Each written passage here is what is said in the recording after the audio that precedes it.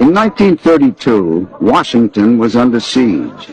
The capital was surrounded by over 10,000 unemployed veterans of World War I from all over the country. Their only assets were the bonus certificates they'd been given after the war, which promised a cash bonus sometime in the future. They needed it now.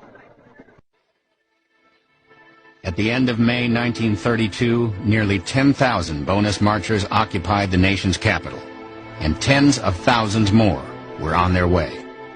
I'm to get my bonus, and I'm going to wait for till I get it if I have to wait till 1945. That brought you to Washington? Why, to beat the Undertaker, spend the money before the Undertaker gets it. I know who's made this country worth living in. It's just you fellas. Look, makes me so damn mad a whole lot of people speak of you as tramps. By God, they didn't speak of you as tramps in 1917 and 18. No.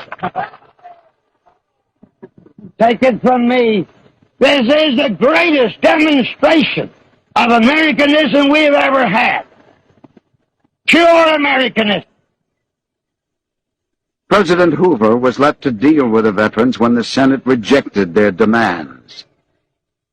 The marchers had stayed, camped out in central Washington.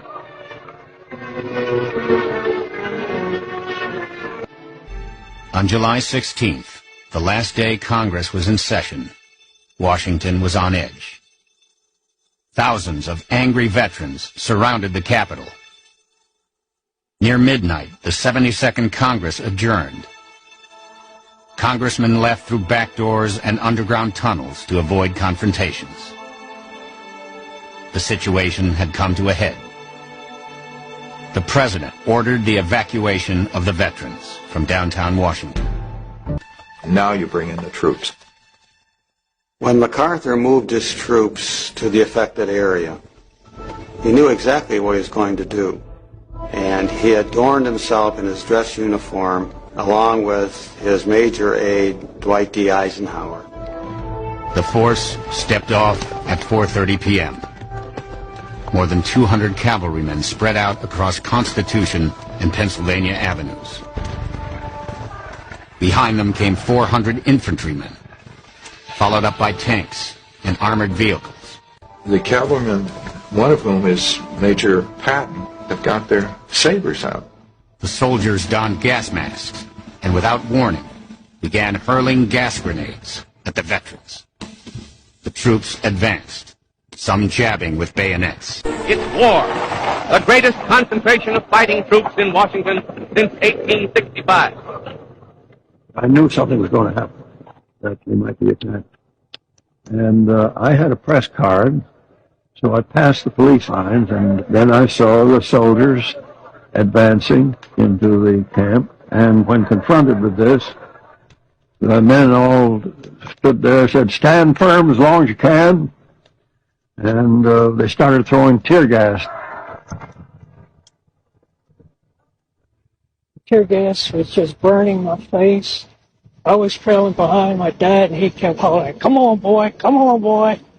Marchers were choking from the gas, just like the battlefields in France. And so they're being forced out of their shacks by smoke bombs and tear gas, hurled by the troops who have been called out by the President of the United States. I've never seen anything like it. They systematically went down the line, burned up all the tents, all the possessions of the people there. I was thinking of Herbert Hoover when this happened, because his election was in 3 months. I thought this would be the finish of Hoover. The orders of the President must be obeyed, and the roaring flames sound the death knell to the fantastic bonus army in the shadow of the beautiful dome of the Capitol of the United States of America. The veterans did not believe the country for which they had fought would ignore the plight into which the Depression had placed them. Many did not believe that United States troops would take the field against them. By early evening, most of the marchers had been driven across a drawbridge that led to their main camp. The president does not want MacArthur to cross the bridge, and MacArthur disregards the order. Eisenhower later says that he saw this happen. MacArthur says, I cannot bother with pieces of paper during a military operation. And so he crosses the bridge. All through the camp were scenes of panic. My dad says, let's get the hell out of here. The soldiers are going to kill us. Then troops began to set fire to their wooden shacks.